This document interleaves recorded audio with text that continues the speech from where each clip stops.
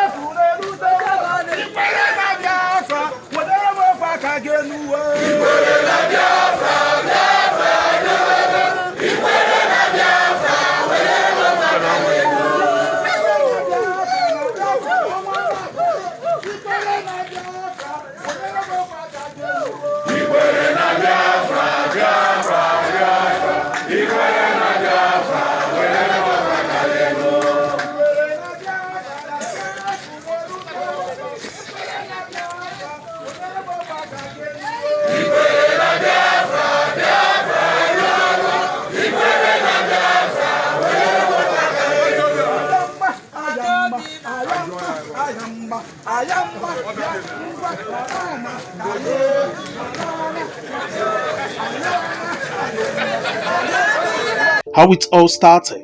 50 years after Nigeria's then eastern region declared itself the Republic of Biafra, sparking a brutal and costly 3-year civil war, the country again faces a separatist challenge.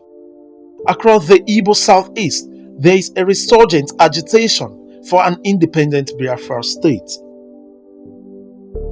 The indigenous people of Biafra, IPOB, has claimed that the British government was jittery of success it was recording towards the restoration of Biafra Republic. The secessionist group claimed that it was for the reason that the former Nigerian colonial master decided to counter the reports of the Amnesty International and the killing of many Biafran agitators and the recent verdict of the Federal High Court, Abuja, which ruled that IPOB was not an unlawful organization. Reacting to a statement attributed to the Nigerian Foreign Minister, Mr. Geoffrey Oyema, where he said that the agitation for a sovereign state of Biafra was unacceptable because it was detrimental to the peace, unity, stability, and development of the Nigerian state. 50 years after Nigeria's then eastern region declared itself the Republic of Biafra, sparking a brutal and costly 3-year civil war, the country again faces a separatist challenge.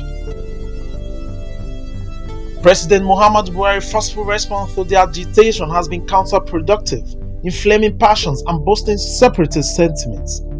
The government needs to change course and prioritize dialogue over cohesion.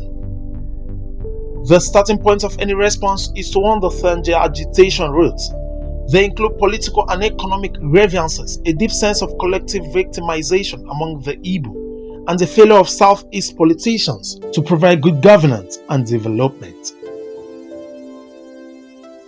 A statement by IPOB spokesperson Mr. Emma Imanzu and Dr. Clifford Iraya noted that the British government was only using the Nigerian Foreign Affairs Minister as a cover-up, insisting that the government foreign minister was speaking for Britain. The statement reads, "It is hypocritical of the British government to support Nigerian government in violently suppressing the quest for Biafra self-determination when the same British government opted out of European Union. This same British government allows Scotland to conduct referendum without using B-52 bombers to bomb the Scottish people. Why is it that the British government is so livid when it comes to the right of self-determination of the Biafran people?" Director of Radio Biafra and leader indigenous people of Biafra, Nnamdi Kanu, said. The most laughable aspect of British government objection to Biafra exit from Nigeria is the lame excuse of believing in the territorial integrity of pre-independence Nigeria. But Nigeria's territorial integrity is not the same from independence till date, because the world is aware that a section of Nigerian called Bakassi had been ceded to the Cameroons, even though the Nigerian constitution wasn't adjusted to exclude that ceded section. Also, the British government tried everything to resist the phasing out of colonialism, but its resistance came to naught because colonialism was defeated, even though the British played a trick on the world by giving the impression that Nigeria is no longer colonized, whereas in practice, Nigeria is still controlled and pillaged by the British government. The latest gimmick of hiding behind Nigerian officials will not do any good to the British government, because Biafrans can read in between the lines to decipher when the British government is speaking through these Nigerian government officials. We would like to advise the Nigerian government officials being used by Britain that they are wasting their time, because restoration of the nation of Biafra is unstoppable and irreversible.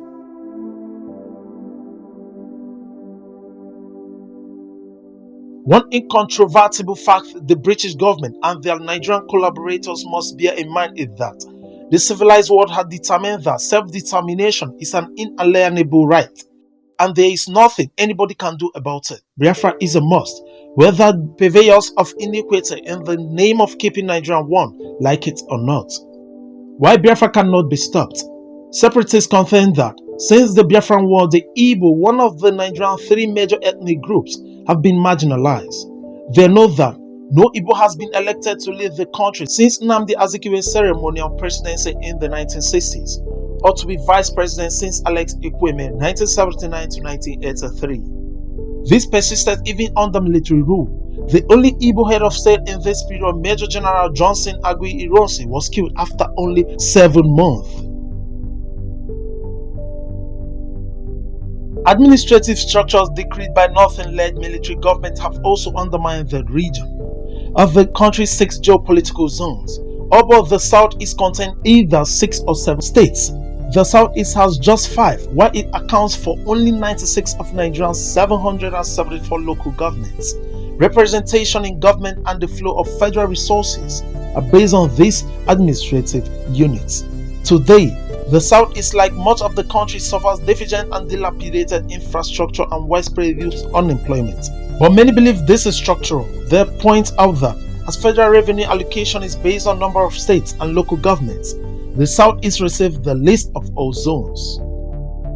The British government can continue to speak through Mr. Geoffrey Oyama as it recently did, but the fact remains that the same individuals and governments of all the countries now know the truth concerning the non-violent and peaceful nature of Igbo and its activities, which was corroborated by the recent judgment of Justice Binta Muntala Nyoko of Abuja High Court.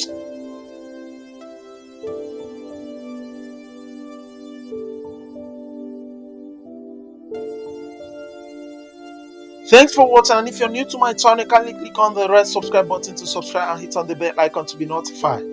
For your entertainment, inspiration and motivation is a collective responsibility. Also, you can connect with me via Instagram at Ashroman6, Twitter Ashromans12, Facebook Daniel Nnaji, LinkedIn Ashromans12, Tumblr Ashromans12. Hello viewers, subscribe to Born TV. See you in my next video tomorrow.